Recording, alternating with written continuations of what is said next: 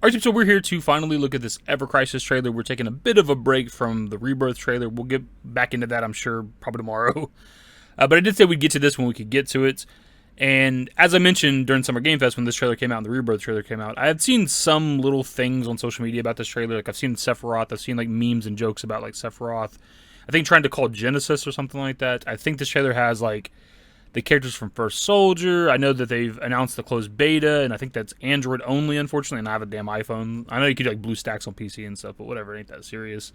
They did also put out a pre-registration milestone thing, and this is pretty self-explanatory. The more people that pre-register, the more free items we're all going to get. So if you are interested in this game, there's really not a reason to not pre-register, because it's just free shit. It's mostly tickets and gems. They're blue crystals. They're gems in other games. Usually it's a currency to like buy like characters or like whatever the game offers. I'm assuming that's what those are, but they could be used for something else. I think some of the other mobile Final Fantasy games use some sort of crystals to like improve your gear, improve your weapons and characters and stuff. So I'm not 100% on what that is. So it's kind of hard to talk about Ever Crisis without mentioning First Soldier. But if we just compare these milestone things that they're doing, these campaigns, it's definitely better than what they did with First Soldier, right? First Soldier only had a couple of items for everybody to get, and they're shooting like for a high end, right? Where they're shooting for like 2 million, and their lowest was 300,000 pre-registrations, whereas with Ever Crisis, the low end is 70,000, but their high end is only 1 million, right? And we're getting a lot more items along the way. All right, my dudes, enough of the bullshit. Let's get in the trailer, see what we see. It's like quiet for the first couple seconds for some reason. Whoa.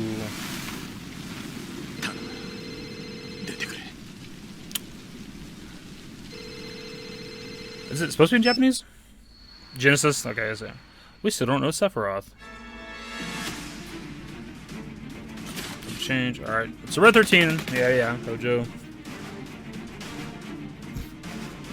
Show me some new stuff. Whoa. Whoa, he looks cool. That sword looked cool too. Holy shit, Tifa. I've seen that Tifa actually. And that I think I've seen some of the character outfits. Ooh. Whoa. Midgar Falls? There's so much happening. It's so fast. Glenn. Fucking Glenn. Matt. Okay. Lucia. Yeah.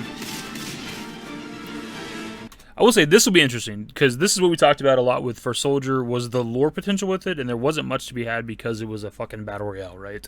But I mentioned this, because this is all, obviously, when we're talking about the FF7 story and universe, like, all this First Soldier character shit, Glenn, it's all brand new, and I love me some lore. Baylor King? I don't recognize that enemy. So she's a sniper.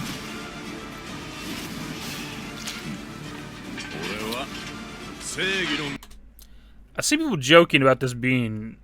Is this Glenn? Or is this... I see people joking about, goddamn, the main guy from fucking, Stranger Paradise. Jack? Like... Or something. Is that his name? Fuck. I think so. Is that who this is, or is this Glenn? Because he looks like he's blonde as well. His weapon looks cool.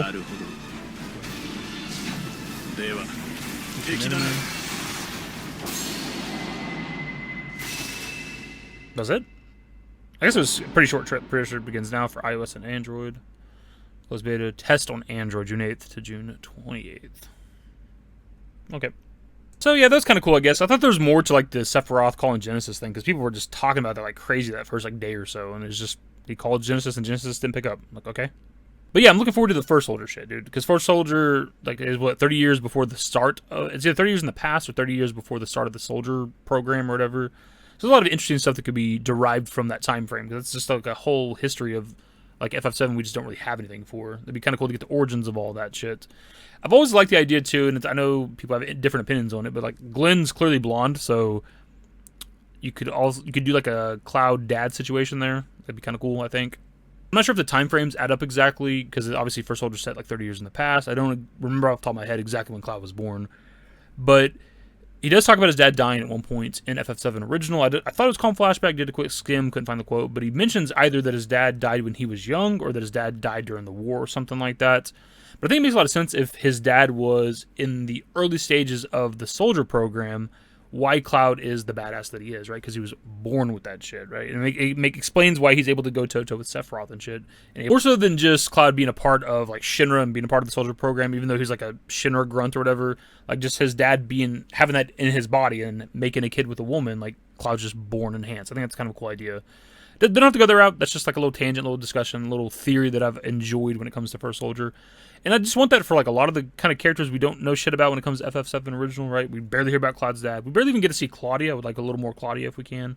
It obviously have to be like a flashback or some shit. But also like Barrett's wife, was it Myrna, something like that? And Dine's wife, like Eleanor. We hear about Eleanor, Marlene's mom. Like, show me Marlene's mom. I want to see her in the game. Like, just all, when it comes to like Rebirth and shit, obviously. Actually, just continuing with the Glenn is Cloud's dad discussion here for a second. If that is him at the end of the trailer about to like fight Sephiroth, I would assume Sephiroth kills him. So that means that Sephiroth killed Cloud's dad and his mom, which is pretty dark.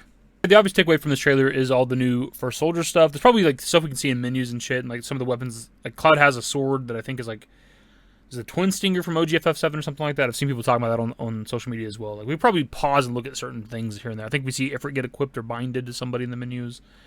But the First Soldier stuff is like the exciting stuff because that's the brand new stuff. That's the completely brand new stuff. And we're going to have First Soldier shit, and we're supposed to have like early young Sephiroth stuff. I don't know if that's a part of the First Soldier shit since Sephiroth should be young somewhere around there. I don't know. I don't remember when Sephiroth was born either. But I do wonder how it's going to be handled now that we've seen 3 different stories and or games when it comes to Ever Crisis. Because we know we've seen a lot of Crisis Core and a lot of original FF7. Now we're seeing First Soldier. Like, are all 3 of those going to be there at launch? How the hell is that going to work? Because we're supposed to be getting like chapter updates every month. So what we're told quite a while back at this point, like every, we give you FF7, presumably with just chapter 1, and like the next month they'd update the game and give you chapter 2, like until we've completed the story. But are we getting all 3 of these stories at one time? Are they going to sparse them out or something? I don't know. Just in general, Ever Crisis is exciting because of what it is. We're getting to play the Final Fantasy VII compilation, stuff like Advent Children, which is only a movie, right? We're going to get to play that. And stuff like Before Crisis, which was a mobile-only, Japanese-only game back in the day, is going to be playable for us, which is exciting because I never got ported to anything. So it's essentially a remaster. Like stuff like that's pretty cool, man. And getting to play like Dirge of Cerberus a bit, which I've never played Dirge of Cerberus, never got to play Before Crisis, barely know the stories of those. So that's why Ever Crisis is exciting for me. And also for those out there that just don't like Remake for what it's offering, like this is your like kind of remake, right? It's a better looking version for sure of like the HD ports that we have of FF7 on modern consoles, right? So like it kind of offers that. There's a lot of things that this is going to offer for people. That's more or less the video, my dude. So what are your thoughts on Ever Crisis? Are you excited? I'll believe this game exists whenever we actually are playing it physically. I don't give a shit about release windows, release dates, betas. I don't care because this game was supposed to be out last year and we're still in the beta phase currently, the closed beta phase currently right now as I'm talking. So when this game is actually in our hands and playable outside of betas, I'll believe it exists. But yeah, I'm excited for it for sure. Anyways, that's the video, my dude. Subscribe if you guys are new. Social networks in the description below. Follow me on Twitter, @YT. That's it. Bye. Used to care what people thought, but now I care more, and nobody out here's got it figured out. So therefore, I've lost all hope of a happy ending, depending on whether or not it's worth it. So insecure, no one's perfect. We spend it with no shame. We blow that like Coltrane. We in here like Rogaine, or leave it like Cobain.